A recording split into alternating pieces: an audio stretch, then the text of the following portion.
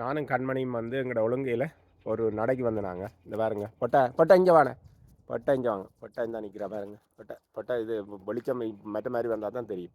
இந்த எங்களோட கால் இருக்குல்லோ, காலுக்கு வந்து வித்தியாசமான அந்த கல் மண் அப்படியான இதெல்லாம் தேவை. அதே நேரம் காலும் வந்துல இருக்கக்கூடிய இந்த கனிமங்கள், உடம்புக்கு தேவையான கனிமங்களை எல்லாம் எடுக்கும். அப்போ நீங்கள் ஒவ்வொரு நாளும் இப்படியான விஷயங்கள் செய்தீங்கன்னா அந்த மூளை வந்து அனுப்பும் இப்படியான விஷயங்களை எல்லாம் இடன்னு சொன்னால் அப்போ நாங்கள் நல்ல சுகமாக வாழலாம். இந்த எங்களோட இதை பார்த்தீங்களா, ஒழுங்கையை பார்த்தீங்களா, இந்த அழகை பார்த்துட்டு தான் நாங்கள் இந்த காணியை வாங்கினாங்க. இப்போ இப்படி கிடக்குது, கலை இழந்து கிடக்குது. என்னென்றால் இலியெல்லாம் போச்சு, இனி வந்து துளித்து கொண்டு வந்து கொண்டு இருக்குது. அப்போ இதுக்கு நான் ஒரு காலையில் வாரது, ஒரு கோப்பியும் எடுத்துக்கொண்டு வாரது, குழம்பி ஒன்று எடுத்துக்கொண்டு வாரது.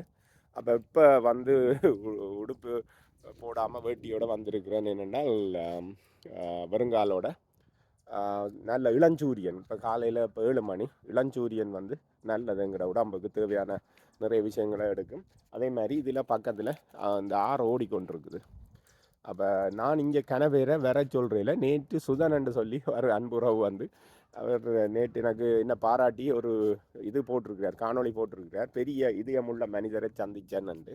நான் ஏன் வர சொல்கிறேன் இல்லையண்டா, கன பேர் வந்து இந்த டிம் ஹோட்டன்ஸ் கோப்பி இருக்குல்ல, வெளிநாடுகள் இருக்கிறார்கள் பார்ப்பீங்க. இங்கே டிம் ஹோட்டன்ஸ்ன்ற ஒரு கோப்பி கடை இருக்குது. அந்த கப்போட குடிச்சு கொண்டு வருவேன்.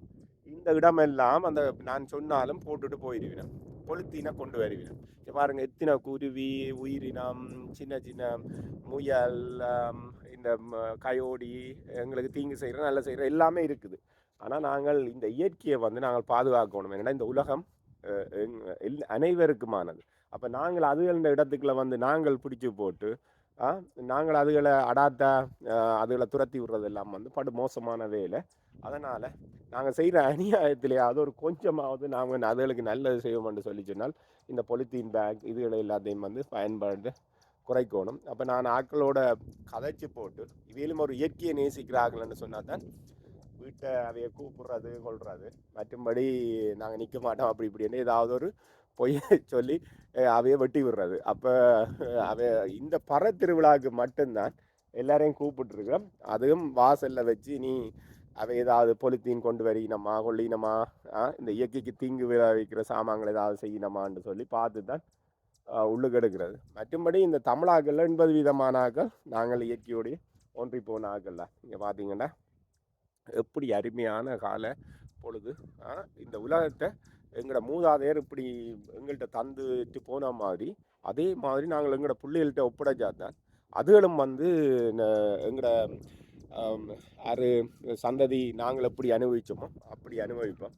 பார்த்தீங்கன்னா இப்போ இங்கே வந்து ஒரு 10 பாகை அல்லது 8 பாகை தான் இருக்குது. ஆனால் நான் வறுமையிலோட நிற்கக்கூட நல்லா தான் இருக்குது. என்னென்னு சொல்லி சொன்னால் இந்த இயற்கை சூழல் அப்படி. இப்போ டொரண்டோவிலாம் அப்படி 10 பாகையில் நீங்கள் வறுமையிலோட நிற்கல. அது என்னதுன்னா அங்கே கட்டிடங்கள் எல்லாம் வந்து மனுஷன் இதை என்னது காட்டை அழித்து ஒரு மோசமாக ஒரு நகரமாக்கிட்டான். கட்டிடங்களை எல்லாத்தையும் கட்டி தொழிற்சாலையில் கட்டி ரசாயனங்களை போட்டு நாசமறுத்து விட்டுட்டான். அப்போ இங்கே இப்படி இந்த கிராமத்தில் டொரண்டோவில் இருந்து 1 மணித்தியால தூரத்தில் பாருங்கள் இப்படியெல்லாம் நாம் இருக்கக்கூடியதாக இருக்குது. இந்த பக்கத்து வீட்டுக்காரர் விதைச்சிட்டார், நாங்கள் இன்னும் விதைக்க இல்லை. அங்காளி பக்க ஆள் இன்றைக்கு உழவோடும் ஆடு மாடுகளை எல்லாம் பிடிச்சி கட்ட சொல்லியிருக்கிறார். அப்படி இப்போ இங்கே வாராக்கள் வந்து அதான் எனக்கு இப்போ தொலைபேசியில் அழைச்சி சொல்லி போட்டு வாங்கன்னு சொல்கிறேன். என்னென்னா எங்களோட மிருகங்களை எல்லாம் வந்து அவுட்டு விட்டுருப்போம். அப்போ அதுகள் வந்து பயந்தோடும் அடிபடும் இதண்டும்.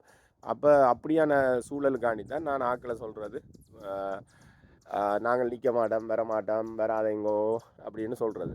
இன்னொரு தம்பி போன இல்லாமல் வவுனியாவில் நெடுக்குளத்திலேருந்து வந்தவர். அவர் சொன்னார், அண்ணா இந்த பசுக்களை எல்லாம் வந்து ஆக்களை பார்க்க விடக்கூடாது, கண்ணூர் பட்டு போயிடுவோன்னு சொன்னார். எனக்கு அப்படியெல்லாம் ஒரு நினைக்கையில் எல்லாரும் தமிழ் மக்கள் எல்லாரும் வந்து தங்களுக்கு கிடைக்காத எல்லாரும் வந்து இன்னொரு ஆள்கிட்ட இருக்கிறத கொடுத்து பார்த்து அனுபவிக்கிறது தான். ஆனால் முன்னோர்கள் வந்து சில விஷயங்களை காரணங்களோடு தான் சொல்லியிருக்கிறோம். நன்றி, வணக்கம், வாழ்தல். இது நாம இருக்கும் குடியலும்.